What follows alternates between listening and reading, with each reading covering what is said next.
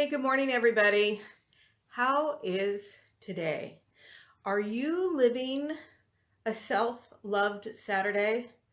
Because that's what these videos are all about. It's about how do we take one day of our week and just make it a day that we love ourselves up a little bit more. And you know what? It may be Saturday in your life. It may be another day. It doesn't matter. It's really just the concept. It's about, let's put ourselves first. Let's do some things that really fill us up, that bring us joy and that bring us love in a big, fantastic way. And in the self-loved life, it's about creating this feeling where every day you can have moments of feeling like you're living a self-love life. But we start one little day at a time. And this is where we wake up and we go, today we're going to do something special for us. So, hope you're living a self-loved Saturday. You are loved. Hi guys, it is Saturday. Did you already figure that out? I think I just got it. So the deal is on today, what we're doing is we're talking about personal courage and what it takes to have personal courage in your life and what that means to you. And it's a little different than you possibly may think. So what I'm going to do today is I'm going to share a few of my own life stories and how I had to find personal courage through those life stories. I'm also going to share why personal courage is a little bit different than other styles and types of courage and what it really means when it comes to living the self-love life. Hi, Vicki. Love you, honey. So here's what I will tell you is, let's get to personal courage in 1 second. But let me just share with you who I am. In case you don't know me, it's the first time you've seen my video. Here is who I am, sorry. I am an inspirational, stirring keynote speaker. I'm a top-selling author, and I'm a self-love therapist that helps people come from the energy of their strengths instead of thinking about and looking at some of the struggles in life and coming from that type of the therapy energy. So it's a little bit unique and a little bit different. I teach people to lean into spirit and totally love up their human. So, courage, personal courage. You know, courage, the word courage itself, the energy of courage itself is one of the 5 steps into living a self-love life. So I thought what would be really nice in these self-loved videos is to put in a little information in regards to what's it like to do these 5 different steps. So we've talked about willingness, that you have to lean into life. You have to be willing, even when it maybe doesn't feel so great. You got to lean in. You got to have total willingness. And then the next step is courage. And courage is a little unique and a little bit different than just courage. You know, we're not going to go out and do some huge thing like, you know, run from something scary or fight a lion. You know, it's not that kind of courage. It's a personal courage, and it's the courage to be yourself authentically on a total life level. Because living the self-love life is all about that feeling. And it's not just a feeling of you, your energy, but it's coming from the feeling of that inner knowledge that you're loved and that you love yourself. And it creates this energy around you of this self-love life. So when little bumps and little struggles and little challenges pop in, we no longer have to stress. We no longer have to stress. We can just go ahead and be willing to step into who we really are and have some courage to be who we really are. So I thought today would be a great time for me to share a little bit about my own life story and a little bit about how I've used courage in my life. So some of these stories that I'm going to tell you is really about how I used courage in my life just to get myself out of a fearful situation or just to get my energy to move to a different place.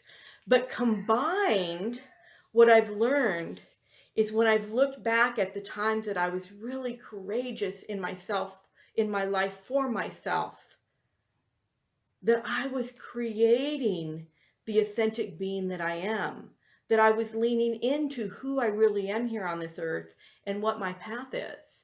And I think if we all look at times that we've been courageous, haven't you had times in your life when you've been super courageous, where you've just gotten out there and done something that scared you to death? Like, let me give you a for instance. One of my stories is I was born with a very rare birth defect. So I have two hands, as you can see, that are unique and different. I was born with what's called a congenital radical mastectomy. So I'm lopsided. That's the most beautiful way to put it, is I'm lopsided. And I've had reconstructive surgery, but with all that said, there still is this place of being born unique, being born different, not like the other folks. So one of the things that creates courage in my own life is when I began to start doing these videos, because in the old days, many eons ago, showing both my hands and just being exactly who I was scary for me. I thought people are going to judge me. People aren't going to love me. And I wanted so badly to be loved. So one thing that I have done to create a little courage in my now time is to do some live videos and just show ya the jazz hands, who I am, the beautiful, amazing being that who I am, that I had to learn how to walk into. I didn't just walk into this person. I had to learn how to walk into it. Well, that's kind of a little bit of a fib. The reality is when I was born with this very rare birth defect, I did not have the faintest idea I was different than anybody else. I came in like that little loving baby that everybody comes in as, and I'm perfect and I feel fine and life is great and I'm really excited to be here in this human experience, this cute little soul that just dropped in to this body, this unique body, this different body than everybody else's body. But I didn't know. I was happy, thought my life was great. And then things weren't great. So both my parents struggled from addiction, and they were extremely addicted. And that addiction caused a lot of strife in our family. My father wasn't good to my mother. My mother took that not goodness out on me. At the age of 4, yes, that's right, 4 big years here on this earth, my mother and my father were picked up with a big bang, bang, bang, bang, bang, bang, bang, bang on the door. And it was police officers, and they were hauled off in police cars. And I was put in a police car with my brother at the time. And both of us went to a children's receiving home. And I was blessed enough to be picked up by my grandmother. And my brother, unfortunately, didn't have anybody to pick him up, because it's a long story, but he wasn't part of our family as far as my grandmother was concerned, which tells you a little bit about my grandma. The great thing about my grandma is she loved me and she did the best that she possibly could. The struggle with being raised by my grandmother was everybody and everybody's opinion mattered more than our own. So we never really learned. And I just have to give her credit. Who takes in a 4-year-old child when you're in your 50s or 60s and you're completely retired and you're thinking you're not going to do anything but travel the world and have fun? And she had these beautiful picture books of all the places she was going to go in Europe. And she never went to any of those places because she took care of me. But she was raised in an era where you cared about what the neighbors thought. Do you remember that old-fashioned way of thinking? Who cares what the neighbors think? So my grandmother constantly taught me to hide my birth defect. I wore gloves. I put my hands in my pockets. I did whatever it was to learn to hide myself, which was really my authentic self. It was really the most beautiful piece of me, because it's what makes me unique. You have something that makes you unique. It may not be 2 different size hands or breasts, But the fact of the matter is, you have something that makes you unique. So what I learned through this is that I wasn't valuable. So, okay, born with a birth defect, everything's okay. Parents say, nothing's okay. We're going to just throw you away. That's how okay it is. Then I'm raised with this grandmother who loved me dearly. I always give her huge amounts of gratitude for the love that she gave me. But she also taught me something that didn't serve me as a young woman. So at the ripe age of 17, my grandmother passed away abruptly. She went into the hospital. She was supposed to come back in 2 days and never came home because she had severe cancer. And at the age of 17, I was homeless. I had nowhere to go. I didn't have anybody to take care of me. My father at the time was still struggling with his addiction and not strong enough to take care of me. So I did what most 17-year-olds would do. I just kind of wandered until I could find a place that I could land where I could feel loved. Well, I wandered into the life of this man who I thought loved me. But now I wanted to keep this in mind. I'm coming from a place where I don't feel lovable. I'm coming from a place where I do not understand my own personal courage. I'm coming from a place of fear. So what do I choose? I choose a man who also lives in that fear. What do I choose? I choose a man that also has an addiction just like my parents. And he was very, very, very abusive. And I stayed with this person because I had no value and no worth. And by the age of 21, I had actually age of 20, I had 2 beautiful, gorgeous daughters. And guess what? This is when I started finding my courage. And I have hundreds of stories in my life of struggle and finding courage and struggle and finding courage. But this is one of my favorite stories. He was not only very abusive, he was very controlling. I mean, he was the type of person that would lock you in a bedroom, that kind of weirdo-ness. And physically extremely abusive. And what would happen is I was not allowed to go do anything. I couldn't go out of the house. I could leave the house with his mother or his grandmother to go to the grocery store because those were 2 people he trusted, but he didn't trust me. And so I had to find some kind of a plan of how in the hell am I going to get out of this situation? The house was paid for by my ex's parents. The food was paid for by my ex or his parents. Every single thing to support my 2 beautiful girls and myself was taken care of by these people. And I am being locked in a room with my children. So I'm having to get this little plan. Well, here's the deal. Nobody in my life, no one was going to stand up and say, I'm going to help you. So I was going to have to pull myself up, get my absolute best courage. And you personally, if you've ever been in an abusive relationship, if you ever have been a victim of domestic violence, you know that the ripe old age of 21, 22, I didn't have too much courage. I was scared. I was really scared. But here's what I did. I created a plan.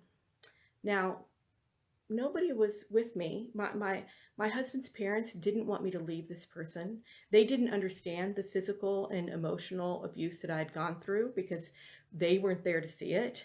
So they would do everything they possibly could, if I started getting kind of a plan to kind of let him know and get him involved. It was really a very stressful situation.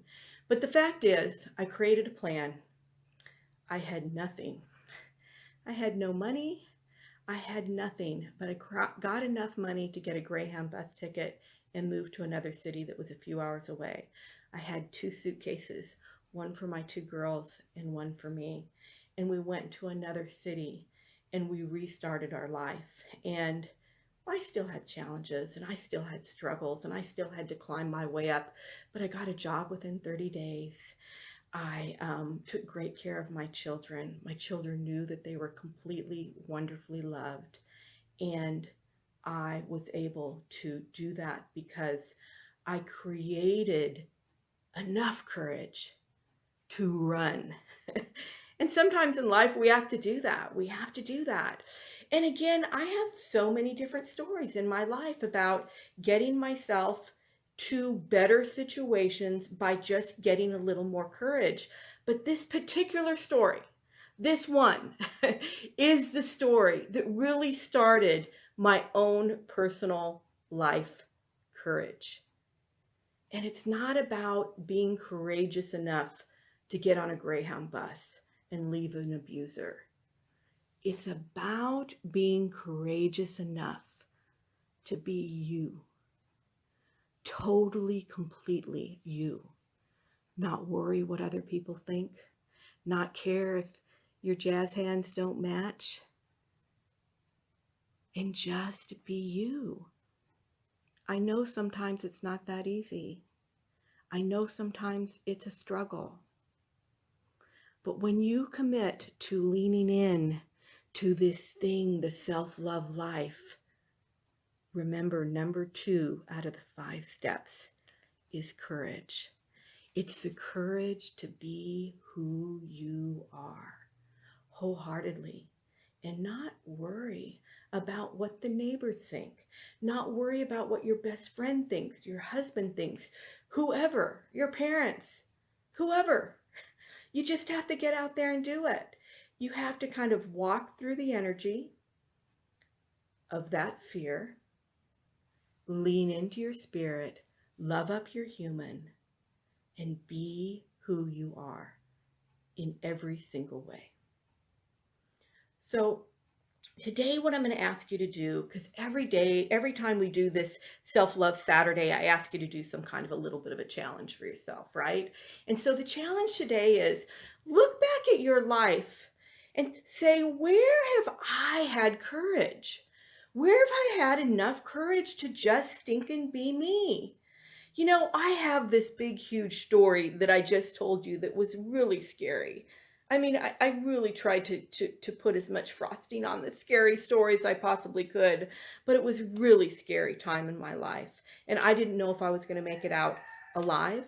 I didn't know if I was going to make it out with my children. I just didn't know what was going to happen. But I got enough courage to move and to do what I needed to do to support myself and support my children. And through that story, I learned some of my own personal courage, which brings me today to this 1 minute right here, this 1 minute, where I have enough courage to share my story, where I have enough courage to just be myself. I can just be as stinking weird as I want to be. It doesn't matter. Nobody's judging me. The only person that really judges us is ourselves. So walk into your authentic self. Walk into the whole being that you are. And this week, what I'd like you to do is to create a list. How many times in my life have I had courage? Maybe it was applying for a job that you didn't think you would get. Maybe it was asking a girl out that you might think would say no, or a boy, whatever the case may be, however that works. I don't want to put any kind of gender thing on that, but you know what I'm talking about. Maybe it is walking a parent home when they're at the end of their life and you had the courage to hold their hand. We all have had courage in our life. Make a list of the times you have had courage and come from that energy. Not the fear energy, not the scary stuff. Let that stuff go. Come from the courageous energy. Okay, that's what you're going to do this week, right? 1, you're going to write a list of what kind of courage that you've come up with in your life. And 2, you're going to be willing to lean into the energy of who you are this week. So that's what Self-Love Saturday is all about. It's all about taking a little time to love yourself up. So here's what I'm going to ask you to do. Accept this. Big love from me. From my heart to your heart. I see your perfection. You are loved by me. You are loved by you. You're loved by your soul. And you are loved by your body that works for you 24 hours a day, 7 days a week. Okay, everybody. Next week, we will take another step in this self-love life. And I hope that you show up at 10 a.m. Saturday morning live here in the group. I love you guys. And I'm so happy to be able to share this with you. Even if I was a little scared to tell my story, even a little scared to do live videos, I got courage and walked into the person that I am, and I did it. And I'm asking you to do that, because if I can, trust me, you can. Okay, everybody, sending you love. If you have any questions, if you need a little bit of help or a little bit of support, or if you need some therapy to help you move into your own self-love life, it's theselflovelife.com. Come on over and visit me. In the meantime, peace and love.